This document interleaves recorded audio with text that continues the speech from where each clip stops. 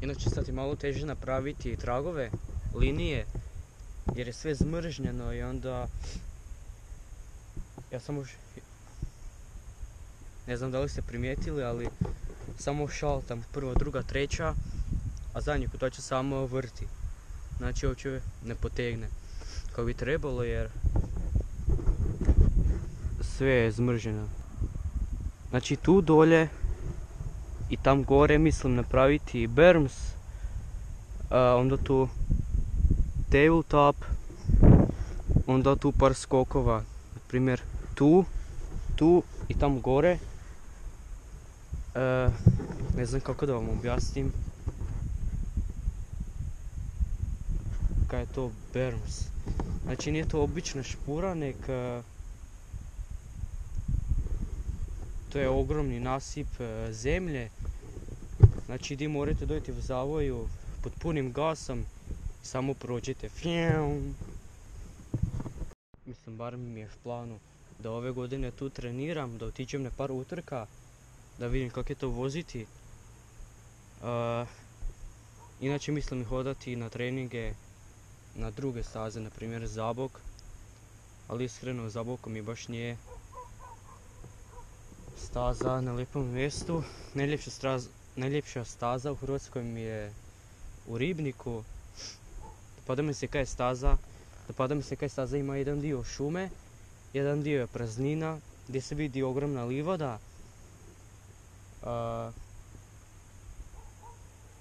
Staza je dosta široka. Dopada mi se kaj u onom dijelu staze gdje je praznina, kaj ima po stazi unutra par drveća. Staza je dosta duga.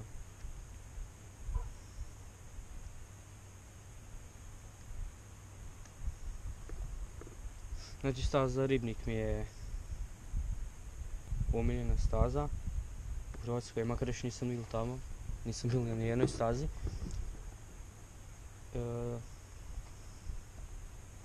Hvala svima koji me pratite, a posebno onima koji me prate od samog početka.